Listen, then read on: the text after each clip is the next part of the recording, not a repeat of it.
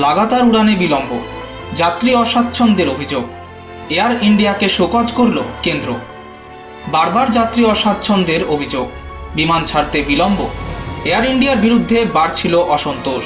এর মধ্যেই Delhi San Francisco উড়ান 20 ঘন্টা দেরি করায় বিতর্ক তুঙ্গে ওঠে। আর তারপরই বিমান মন্ত্রক শোকজ করল এয়ার ইন্ডিয়াকে।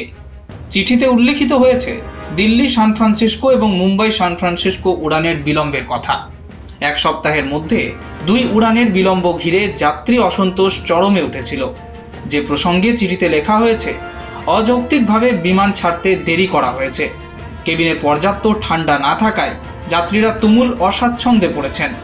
3 দিনের মধ্যে শোকজের জবাব দিতে বলা হয়েছে, অন্যথায় পদক্ষেপ করার হুঁশিয়ারি দিয়েছে কেন্দ্র।